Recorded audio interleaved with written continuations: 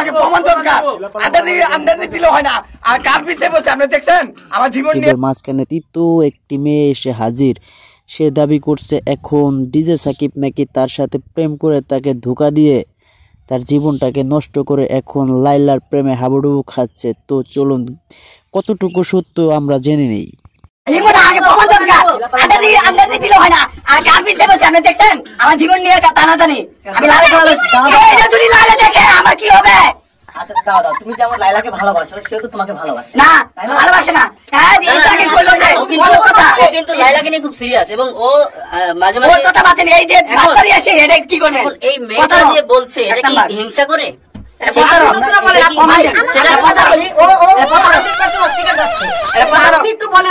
আসলে কি ঘটনাটা বলেন। এখন ঘটনা কি আমার সাথে প্রেম করছে, এখন যদি অস্বীকার যায় এখন তো এখানে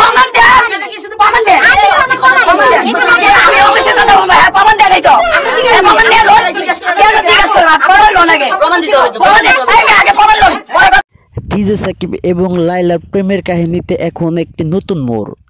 তৃতীয় ব্যক্তি হাজির। তো এখন তার যে প্রেমিকা আছে সে দাবি করতেছে ডিজে সাকিবের সাথে তার একটা রিলেশন ছিল, কিন্তু ডিজে সাকিব তাকে এখন চিনতেই পারতেছে না। তো এই হলো বর্তমান বাংলাদেশের অবস্থা। এদেরকে তো ধারালগাছি আছে না, ধারালগাছি গরম করে গোয়াটাকে ফেরে ফেলা দরকার।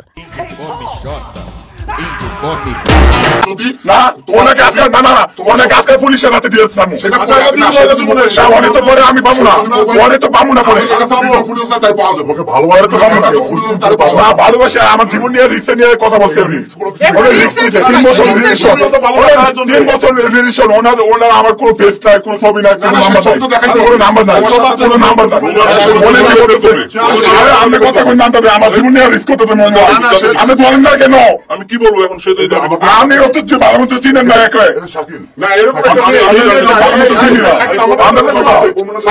আমাদের দেখতে মনে হচ্ছে রাস্তাঘাট থেকে চলে আসছে, এরকম না। মেয়েটাকে দেখে মনে হচ্ছে যে না, তিনিও একটা ভালো ফ্যামিলির মনে হচ্ছে। সে কেন এই কথাটা বললো আমাদের তো সেটা জানতে হবে। জানেন আগে প্রমাণটা দিয়ে প্রমাণটা আমরা জানতে চাই। অবশ্যই অবশ্যই কথা হলো তোমার। হ্যালো গাইস, এতক্ষণ তো অনেক কথা শুনলেন ডিজে সাকিবের মুখ থেকে। তো চলুন এখন শুনে নেওয়া যাক লাইলা কি বলে, লাইলা কি তাকে বিয়ে করতে রাজি হয় কি না। তো চলুন শুনে আসি আমরা লাইলার মুখ থেকে লাইলা কি বলে।